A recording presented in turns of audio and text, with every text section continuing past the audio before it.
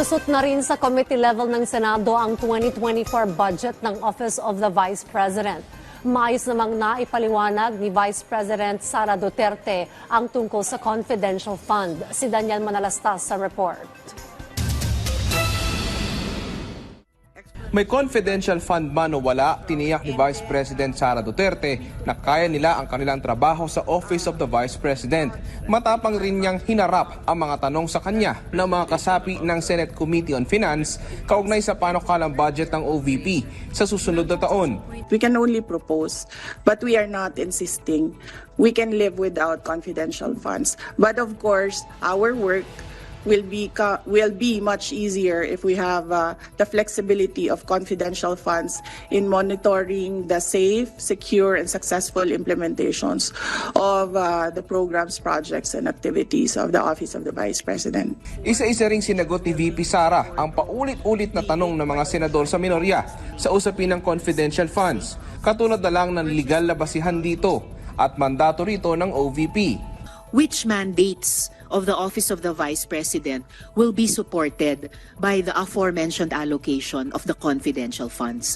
It is intended for the safe, secure, and successful implementations of programs, projects, and activities and engagements of me and all the satellite offices. Inisa-isa rin ng OVP ang mga programa nila. The buses donated to me, I lent to the Office of the Vice President to support the Libreng Sakay. In addition to that, I discharge the functions and the duties of the Secretary of the Department of Education. And in addition to that, I was tasked by the President to co-chair the National Task Force on Ending Local Communist NTF-LCAC. And in addition to that, I also took on the role of President of the Southeast Asian Education Ministers Organization, SIMEO. And all of these activities use confidential funds. Maging ang usapin sa security detail ng OVP na nasa higit 400 na busisi rin.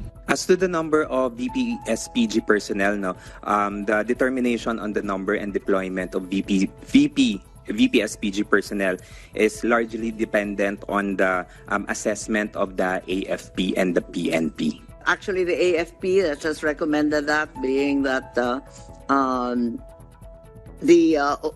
Vice President is clearly in all these target lists and is always under threat. Suspect kasi ako, my security, let's say we have 6 or 4.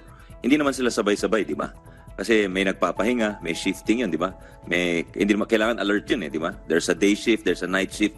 Sa budget hearing naman ng Department of Education, idinitalya ni Undersecretary Michael Powa kung bakit nila kinakailangan ng confidential funds na anya yung pantugon sa recruitment na ginagawa umano ng mga rebelde sa mga eskwelahan at panlaban sa iligal na droga. The numbers, for example, for recruitment, 12.3% of the those who surrendered 2016 to 2020 were minors, 12 to 17 years old. In fact, we have information that 16 schools just within Metro Manila are involved in recruitment activities. 2.5 million pesos per classroom would be actually contribute 60 classrooms. Not bad. Ano yung Yusek Bawa? Not bad.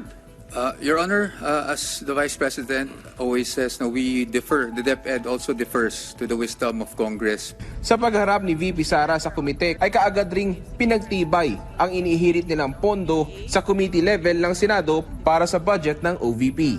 Daniel Manalastas para sa Morning Show ng Bayan, Rise and Shine Pilipinas.